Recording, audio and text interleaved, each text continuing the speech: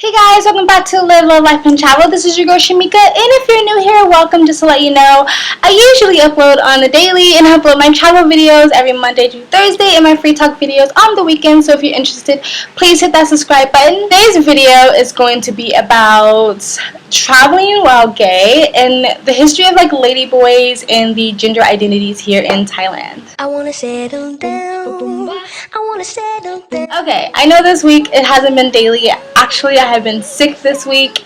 I'm still a little bit sick. I just had a really bad migraine because when the weather changes really quickly, I usually get sinus headaches, and a headache can turn into a migraine, and then I get migraine sickness, and I was just in bed and slept all day. Yesterday, but the day before yesterday. So I'm sorry. I'm probably gonna upload 5 videos all at once or something like that to sort of make up for it. But I usually do upload on the daily. At least I try my best. First of all, let me say, ladyboys are some of the most beautiful women I've ever seen, especially in Bangkok. Trust me, you will be checking yourself in the mirror when you see a ladyboy because they're on a point. They are bringing it. My perception of ladyboys was a bit different before I started doing a little bit more research, and I'm not saying the program that I watched was incorrect. I just couldn't find any more evidence of that when I was doing my research.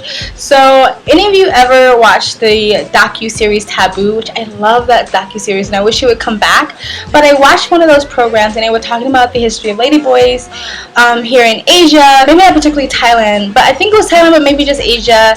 They're saying basically that young boys take on the identity of ladyboys at a very young age, and that because Thailand and a lot of other Asian cultures, especially back in the day, follow very strong traditional gender roles. Like the men go out and make the bread and the money, and the women stay home and feed the kids and work in the kitchen and all that stuff. And some families become unbalanced, and it was not anymore little girls being born to fill out that traditional female role. So they would take a boy who seemed already acceptable to it, like a feminine boy, and just sort of give him the identity as a lady boy. So when he got older, he would fill in that woman role to take care of the kids and cook and clean and stuff like that. So I'm not saying that is not true. I mean, it would kind of make sense, but I haven't seen any other evidence of that when I was doing further research. But a lot of the research is kind of here and there. I feel like it's such a taboo topic. Some people have some evidence, and other articles I read had this evidence. So I'm just going to do my best. So unfortunately, so what I've learned throughout the rest of my research was that yes, most ladyboys take on the identity of ladyboy. There's a different Thai word for it, which is kathoeys, and I'm not sure if I'm pronouncing that right. I'll put it on the screen. And so yes, they take on the identity, like a female identity, at a really young age. And so what happens through my research is that the parents, if they're really strict and really conservative, would try to bully the gay out of them, or even beat the gay out of them. Some would send them to Buddhist monasteries to counsel them straight, which sounds vaguely familiar. It's strange how that's so almost very similar to Western culture or American culture, where a lot of churches try to counsel the gay out of their church members who come out of the closet. And so in the Buddhist religion, there was actually not really any rules against homosexuality like there is in Christianity or Catholicism. It's not really seen as a sin or anything like that, but it's seen as bad karma. Like you did something bad in your previous life, and this is why you're now born a ladyboy or a kathoeys. I'm sure I'm not pronouncing that right.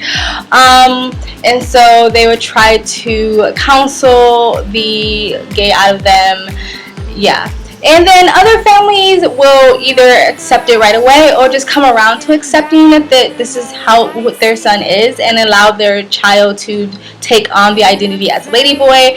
Some families do take advantage of that and send their ladyboy child out into the sex working industry to make money for the family, because a lot of families are living in poverty, so they will find a way. They take advantage of that, like, okay, well, we couldn't change you to straight, so we'll send you out there to become a sex worker. And so So even though like ladyboys are seen as the norm, like they're kind of accepted, like in one way they're accepted in society, they still actually do face discrimination. They're accepted, but they're seen that they can only fill certain roles in the workplace, like traditional women roles like hairdresser or waitress, also entertainer or sex worker. You know how like the stereotype for like black people are like, oh, they're really good at athletes and they're really good at singing and dancing. It's kind of like that. Like ladyboys are just kind of seen as, this is your gifts, this is what you're good at, but they're not really allowed in the professional career setting unless they are unseen. There's some strides and some people have made their way into it, but it takes a lot of work and it takes someone wanting to give you a helping hand up into that career field. So they like, it's kind of confusing because they're like accepted, but they are still discriminated against, and they're still a little bit of a lower class, but they're not like bullied. There's no beatings or lynchings or something like that. It's just like, you're just this class level. It's kind of like the light skin and dark skin ties, where like you're just going to be in this class level because you're darker skin, and this class level because you're lighter skin, and stuff like that. But even though they're still being discriminated against, ladyboys have actually been around, or just transgenders have actually been around in Thailand for hundreds of years, way before they really started coming out into the public eye in America or in the Western countries. There's some stories and some histories that I don't want to go that deep into because it involves royalty, and I don't want to talk about really Thai royalty that much, but apparently it started off in a palace with a prince and Thai royalty and something like that, and that's kind of was like the birth of ladyboys, and they've been around for hundreds and hundreds of years. Recently they've been more accepted into the mainstream society because some celebrities and models who are ladyboys have become famous, so that's another reason why they've become a little bit more accepted.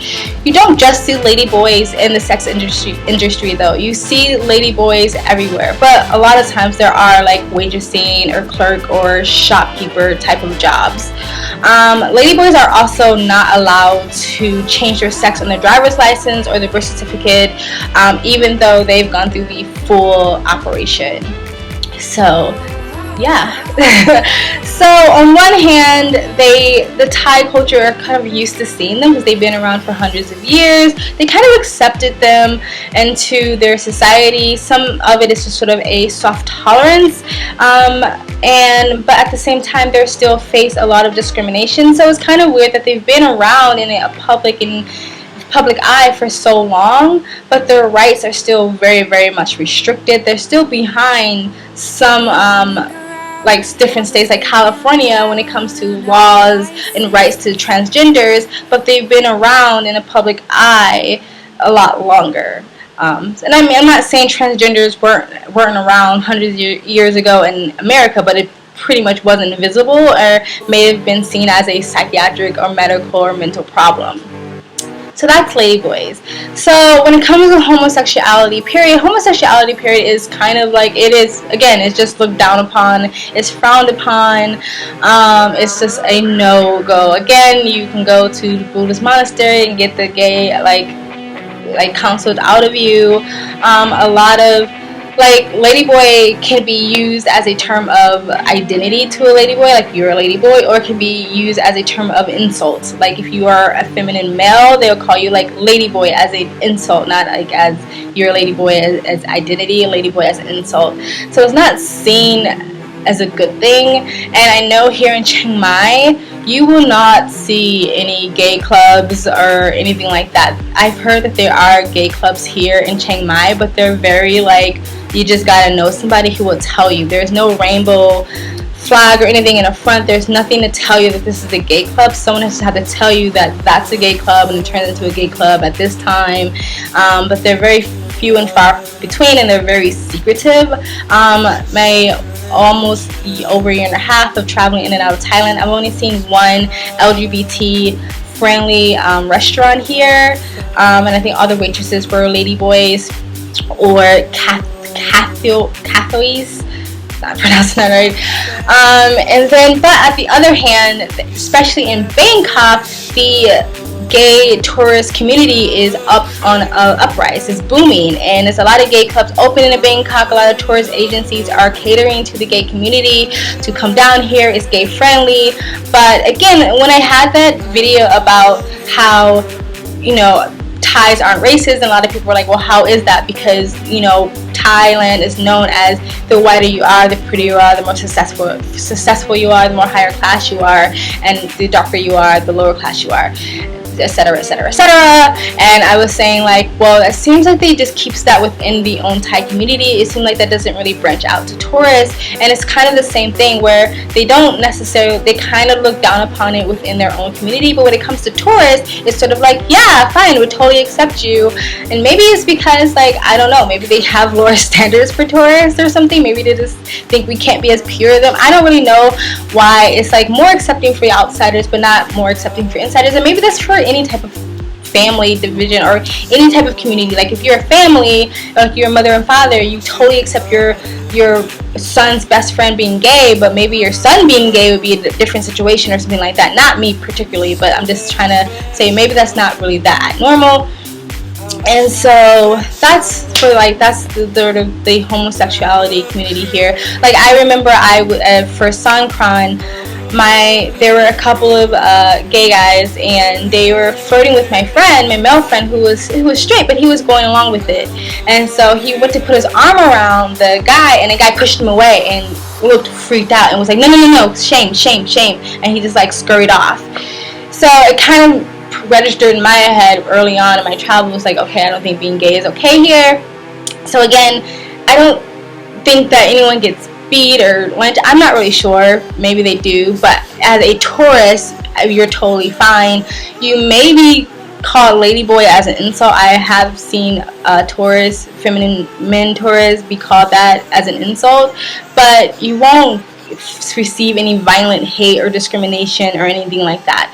I'm not a gay man, so I can't really talk too much on that, but that's just my observation, and that's just me doing my own individual research. So if you go to Bangkok, you will see a lot of gay clubs and a lot more visibility to LGBT friendly places, but in smaller places and neighboring countries, not so much, if any. Now for women. This is the reason why it really kind of sparked my interest, because I knew for sure that affection between men and women are wrong, affections between men and men are discouraged, but affections between women and women seemed like it was no problem, especially, how can I say this, especially women who identified or seem to identify as male with women who seem to just identify as women. So I did some research on this, and the women who sort of take on the identification as male are called toms, and almost as it sounds like tomboy basically, but they just say like tom. And I don't know if that's like that's the Pacific Thai word, but all my research, they said tom. And basically a tom can be someone who just takes on a masculine identity, short hair, boy clothes, just sort of boy stature, and just their body movement and stuff like that, just more manly, but doesn't necessarily mean that they're gay, straight, or bi.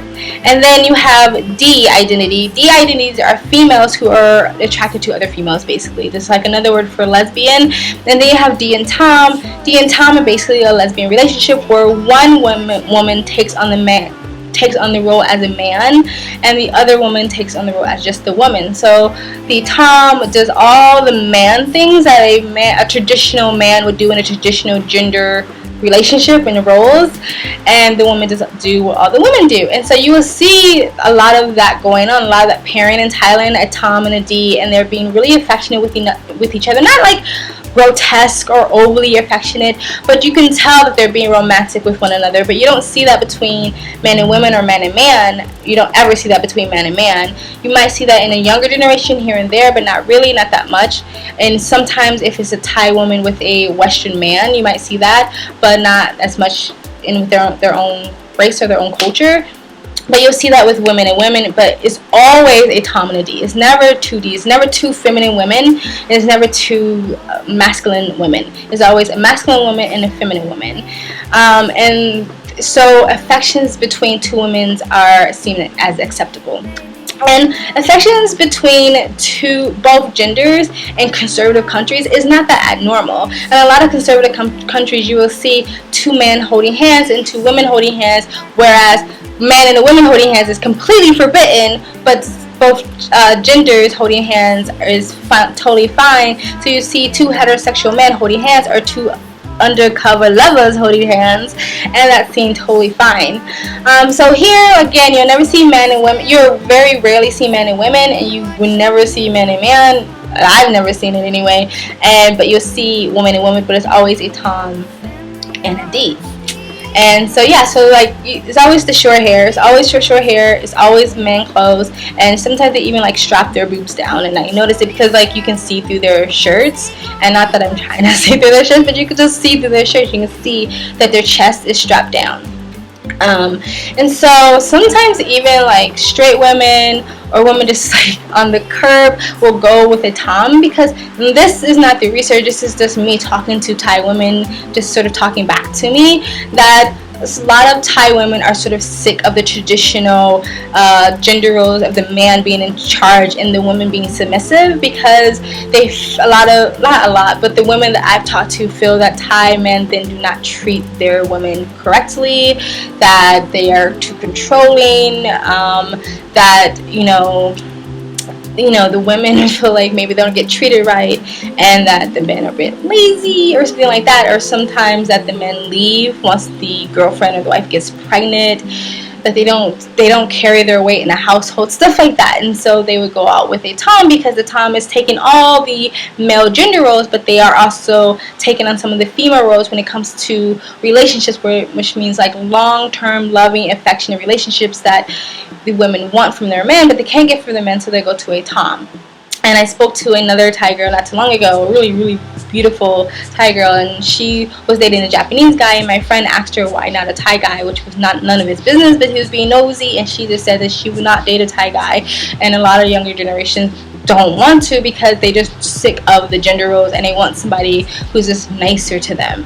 So that may be a reason why a girl would go out with a Tom. And according to some articles, there are 7 genders in Thailand, which I assume is men, woman, ladyboy, Tom, D, and then kathoeys, which is the same thing as ladyboys. I don't know what the 7th one is. I was looking for it. And then according to another article, there are 18 genders, but I think those are just 18 sexual identities, which is just like a straight man who likes men, a straight man who likes women, a straight man who likes ladyboys, a straight man who likes ladyboys, and men and women, and then the same thing for women. It's just like a bunch of sexualities, sexual identities, or yeah, basically. So anyway, I'll leave that link below if you want to look at the 18 genders in Thailand.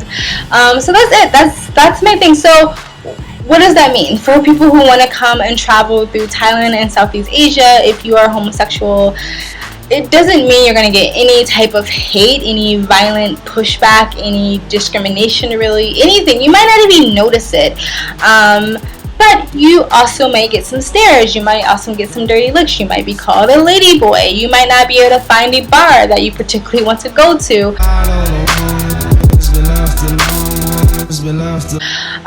But other than that, you can probably still most likely enjoy your travels just as much as anybody else.